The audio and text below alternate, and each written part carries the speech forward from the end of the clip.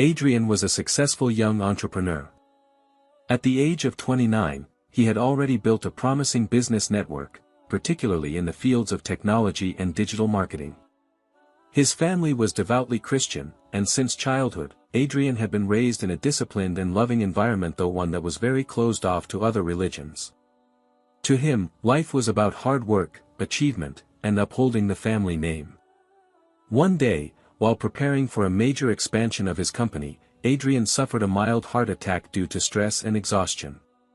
He was rushed to the hospital and had to stay there for several days. That's where he first met a young female doctor working in the internal medicine ward. Her name was Asia. Asia had a calming presence. Dressed simply in a neatly worn hijab and a warm smile, she always spoke to her patients with patience and gentleness. Adrian, who usually had little interest in other people's personal lives, felt there was something different about this woman. The days in the hospital, which initially felt boring and restless, slowly turned into moments he looked forward to. Asia often came by to check on his condition, and their conversations began to go beyond medical reports. Adrian was fascinated by the way Asia spoke with deep understanding and maturity.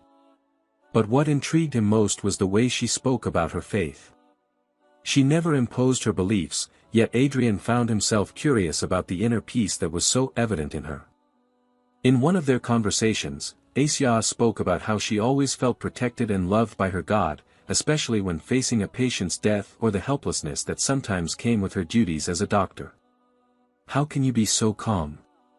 Adrian asked one afternoon. "You talk about God as if he's really that close." Asia smiled. "Because he truly is. Closer than our jugular vein. When we prostrate in prayer, we speak to him directly." Those words stuck in Adrian's mind like a mantra. He couldn't shake them off. After leaving the hospital, Adrian felt an emptiness he had long covered up with busyness and ambition. He began to read. At first, it was just to understand more about what Asia believed. He read religious texts, watched sermons, and eventually visited mosques in secret. He also began to message Asia with questions. She never pressured him to convert but always responded with patience, pointing him toward trustworthy sources or scholars. Adrian's spiritual journey lasted nearly a year. During that time, their relationship remained professional and respectful. Asia never wanted to be the reason someone changed their faith, but she couldn't deny the special feelings she had developed for the man. On a quiet night after the end of Ramadan, Adrian decided to recite the Shahada, the Islamic declaration of faith, before an imam and several witnesses. He felt his heart finally at peace, as if he had found his way home. The next day, Adrian sent a message to Asia, not just to inform her, but to express his gratitude. "I've made my decision," he wrote. "Not because of you, but because my own heart has been filled with light." Asia was silent for a long time before finally replying, "May Allah keep you steadfast. Welcome to peace." A few months later, they met again. This time, not as doctor and patient. They sat together in a small park outside the city, talking about the future, about life, about a love that grew not from pressure, but from deep understanding and shared faith. Adrian had not only found a new path in life, but also a partner who could see beyond his worldly success. He realized that true love doesn't come from the most charming or the most brilliant, but from someone who helps guide us to become the best version of ourselves, in this world and the next. The sky was calm that day, and the leaves swayed gently in the afternoon breeze. The park was quiet, with only the occasional chirping of small birds breaking the silence. Asia, dressed in a dark green abaya and a white headscarf, sat peacefully, while Adrian, now choosing to go by his Muslim name, Harun, was still holding on to a nervousness that hadn't left since they reunited. "I don't know where to begin," Harun said slowly. "It feels like my life is divided into two parts: before I knew Islam, and after." Asia looked at him gently. "A new journey often feels that way.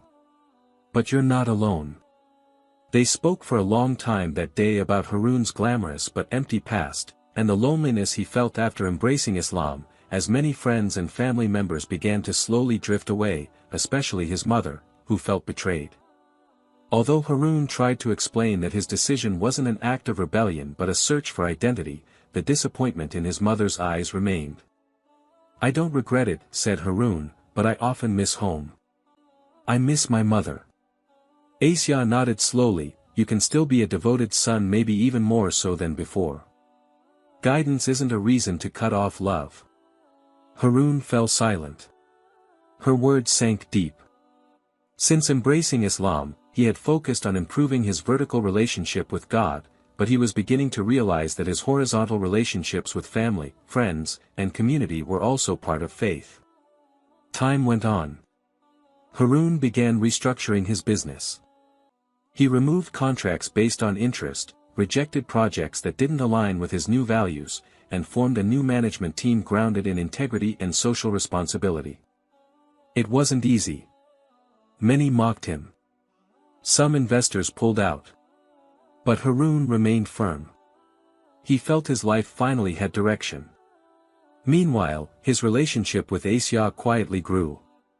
There were no sweet nothings or cheap romance, only mutual respect and admiration that deepened with every conversation. But both knew that if they were to take things further, they had to face one major challenge: family approval. Asya's family, who held tightly to traditional values, were hesitant when they heard Harun was a former non-Muslim. For Asya's father, it wasn't enough that Harun had embraced Islam, he needed to show true understanding and commitment, not just spiritually, but in character. Harun accepted the challenge. He came to Asya's house in a simple white shirt and brought a small tafsir, Quranic commentary, book he had been studying. He answered Asya's father's questions honestly about his intentions, his journey of faith, and his plans for the future. He didn't pretend to be perfect, but he made it clear that he was walking that path with his whole heart. Eventually, after a long conversation filled with emotion, tears, and pauses, Asya's father nodded. "I can see honesty in your eyes," he said. "But remember, marrying my daughter isn't just about love, it's about responsibility, in this world and the hereafter." A few months later, they married in a simple ceremony. There was no luxury, only prayers and tears of gratitude. Harun looked at Asya from across the room, full of thankfulness. The woman he had once met as a doctor in a hospital ward was now his life partner. After marriage, life was not without trials. They faced financial struggles as Harun had to rebuild his business from the ground up. He also continued trying to mend his relationship with his family. Slowly, his mother began to open her heart again, especially after seeing the profound changes in Harun. He had become softer, wiser, and more caring. One night, during a visit, his mother found Harun leading Asya in the Maghrib prayer. She said nothing, just sat in the living room, watching them from a distance. When Harun finished and approached her, she looked at him for a long moment and said, "You look at peace." Harun simply smiled and replied, "I've finally found home, Mom. Right here, in a heart that surrenders." The years passed. Harun and Asya now lived in a modest house on the outskirts of town, surrounded by trees and the sounds of children playing in the yard. They had been blessed with 2 children, Ziyad, meaning one whose goodness increases, and Maryam, named after the revered holy woman in their faith. They lived a simple yet meaningful life. Asya still worked as a doctor, now serving as the head of community services at the hospital where she had once worked. Meanwhile, Harun expanded his business into a tech-based social enterprise providing services to small businesses and Pesantren, Islamic boarding schools. He was often invited to speak, not only because of his expertise but because his life story touched many hearts. Equally important, Harun became a figure who bridged interfaith relations. He was frequently invited to interfaith forums to share his experiences, not to persuade, but to understand. He would always say, "I did not leave my former faith out of hatred. I simply found a deeper peace in Islam. And I still honor everything that shaped me." His respectful demeanor inspired many people, including those from non-Muslim communities. He rekindled his relationships with his family, even regularly taking his children to visit their grandmother. On Christmas Day, he allowed Ziyad and Maryam to give cookies to their non-Muslim neighbors as a gesture of universal kindness, without involving any religious rituals. Asia was also actively involved in mentoring young Muslim women. She wasn't the type to give long sermons but preferred to demonstrate the values of Islam through real actions, helping neighbors, teaching children to read, and organizing donations for patients in need. However, not all paths were smooth. When Harun ran for the position of chairman of the local entrepreneurship community, some people began digging into his past. Photos of him when he was a glamorous businessman resurfaced, and some questioned his Islamic identity. "He's a convert, who knows, maybe it's just for image," some whispered. Harun was disappointed but didn't retaliate. He simply lowered his head and said, "I know who I am before Allah, and that is enough." Support came from unexpected places from the non-Muslim community he had once helped, and from Asia, who stood by him without a hint of doubt. He was ultimately elected, not because of his campaign, but because of his character. One night, on their porch, Asia sat beside Harun while their children were already asleep. "You know," Asia said softly, "I often think how fate can shape a story we never expect. I once only wanted to be a doctor who could help the sick. But Allah gave me another role as a witness to the extraordinary transformation of a person." Harun held his wife's hand. "And I only wanted success and respect. But Allah gave me a treasure far greater: faith, family, and love that honors." That night, the stars seemed closer. As if the sky was smiling, watching two souls who had once come from different directions, now united on the same path, toward the light. At his children's school, Harun was asked to speak at the Tolerance Day event. Before students and parents from various backgrounds, he stood and gazed at the new generation who would shape the future.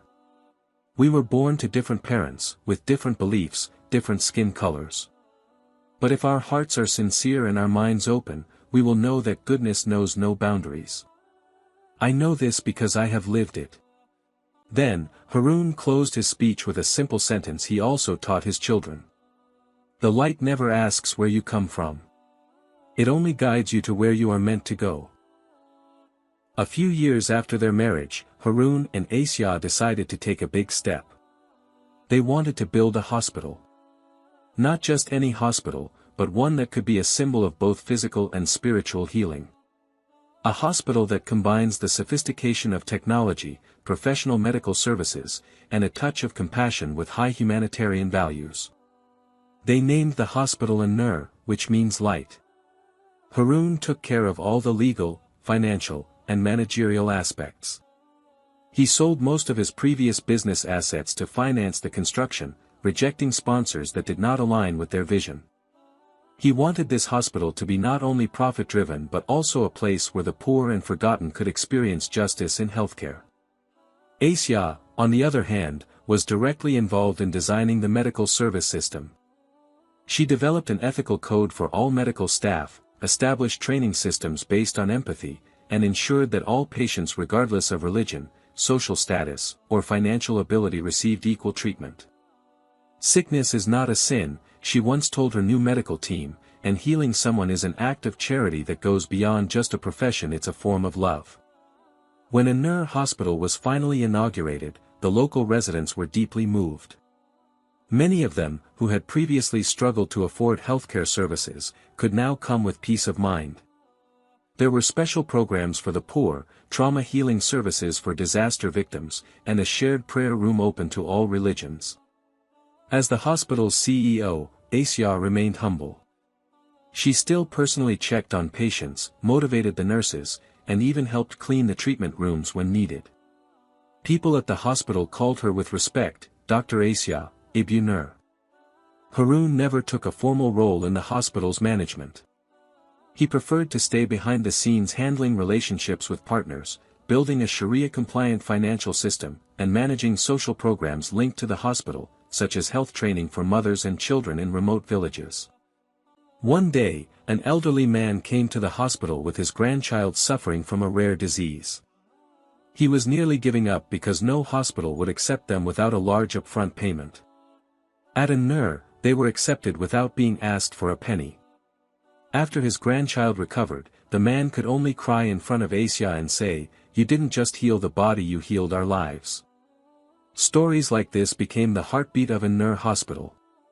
Patients came from all directions, not only because of the facilities but because of the aura of love that flowed from every corner of the building. However, the struggle never stopped. There were challenges from outside. Certain medical business figures who were unhappy because this hospital was considered to undermine market prices, and there were even slanders and political pressure. But Harun and Asia were undeterred. They responded with real work and integrity that could not be bought. At night, when the children had fallen asleep, Harun and Asia sat on their porch, gazing at the hospital building not far away. "Sometimes I still can't believe it," said Asia. "We used to meet in a hospital ward, now we are building one." Harun smiled. "Maybe that's what they call destiny. It's not about where we met, but about what we build together." Years later, An-Nur Hospital became a center for training young doctors and medical volunteers from all over the country. Asia was invited to speak at international conferences, not only because of her abilities as a doctor but because of her inspiring leadership. One day, a journalist asked her, "What made you build this hospital? What was your greatest motivation?" Asia answered without hesitation, "Love. Love for others, love for knowledge, and love for Allah." And in the hospital waiting room, a quote from Harun was prominently displayed. "Here, we believe that every wound can heal. Even the wounds that are unseen. Because light is not only meant to illuminate a room, but to shine in the heart." After An-Nur Hospital was established and operating smoothly for several years, Harun began to feel that there was still space in his life that needed to be filled. It wasn't emptiness, but a kind of calling, a deep inner urge to leave a legacy that would not only heal the body but also nourish the soul. One morning, in an open field not far from the hospital, he stood alone, accompanied by the rustling wind and the smell of wet earth after the rain. It was here that he envisioned a place, not just a building for prayer, but a center for spiritual life, a place where knowledge was cultivated, good character was nurtured, and children found purpose. He named the place, Masjid al-Hadi, which means the guide. The mosque was designed with simple architecture, filled with natural light and open spaces. There was no excessive grandeur. But from the beginning, Harun was determined that this mosque would not be a quiet and exclusive place of worship. He wanted it to be the heart of the community. Behind the mosque, Harun established a two-story building that would become Yayasan Ar-Rahma, a foundation for orphans and the underprivileged. It was here that dozens of children were nurtured, educated, given nutritious food, and taught not only academic lessons but also manners, responsibility, and the spirit of giving. Asia, despite being busy with the hospital, designed a regular health program for the children of the foundation. She also mentored volunteers from medical students who wanted to learn and serve at the same time. On certain nights, Harun would sit on the floor of the mosque, leading small study sessions on life. He never positioned himself as a religious scholar. He simply shared experiences about the search for meaning, about change, about the struggle to better oneself. One of the children from the foundation, Fikri, approached him after one of the sessions. "Uncle Harun," he said innocently, "didn't you used to not be able to read the Qur'an?" Harun smiled. "That's right. I didn't even know the Arabic letters. But Allah is merciful, He gave me a second chance." The child chuckled softly. "I want to have a second chance too, uncle." "You're still in your first chance, Fikri," Harun replied, gently patting the child's head. "Take good care of it." The activities at Masjid al-Hadi and Yayasan Ar-Rahma grew rapidly. In addition to caring for orphans, they launched scholarships for high-achieving children from underprivileged families, afternoon Quran memorization classes, family counseling, and a community kitchen during times of disaster. Harun's name was never placed on any plaque. He refused. "Let Allah be the only one who knows who built this. Let this name live in blessings, not in pride." Asia often reminded Harun to maintain balance. "We're not superheroes," she would say with a smile, "we're still human.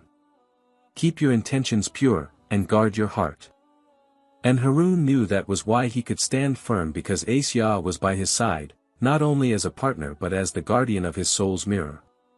Several years later, Fikri the orphan who had once innocently asked about the Quran became the top graduate in his high school, then received a scholarship to study abroad.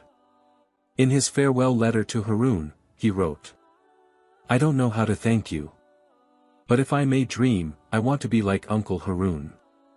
Not because you have a hospital or a foundation, but because you showed that a person can change and then change the world." At the same time, Masjid al-Hadi had become a bustling and meaningful community center. Not because of the building, but because of its spirit. It was not just a place to bow in prayer, but also a place to rise. And every time the sun set behind the mosque's dome, Harun and Asiyah sat together in the small garden, accompanied by the laughter of the foundation's children running on the grassy field. "Look at them," Harun said softly, "we can't live forever.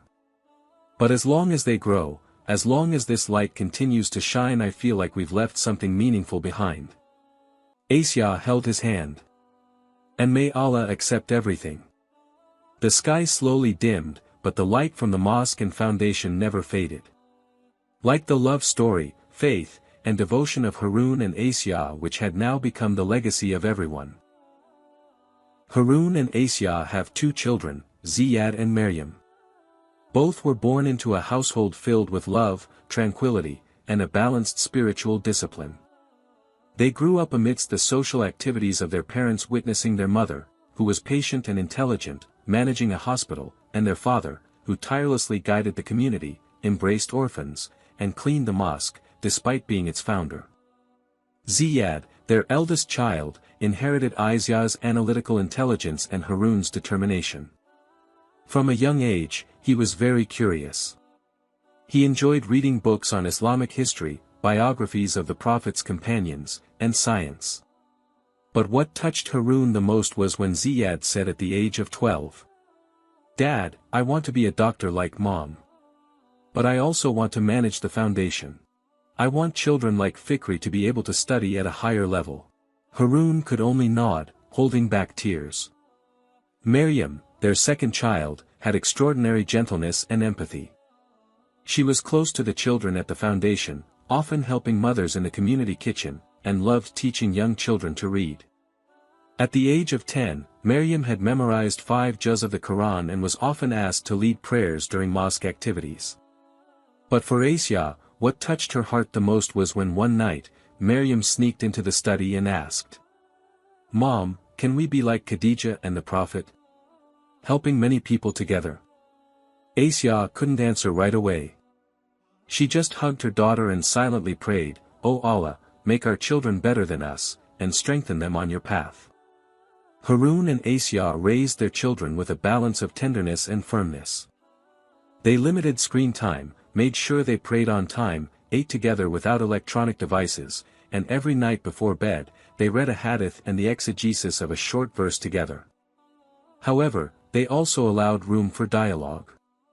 Every question from their children, no matter how strange, was answered with patience and knowledge. Harun believed that faith that grew from understanding was stronger than faith based on fear.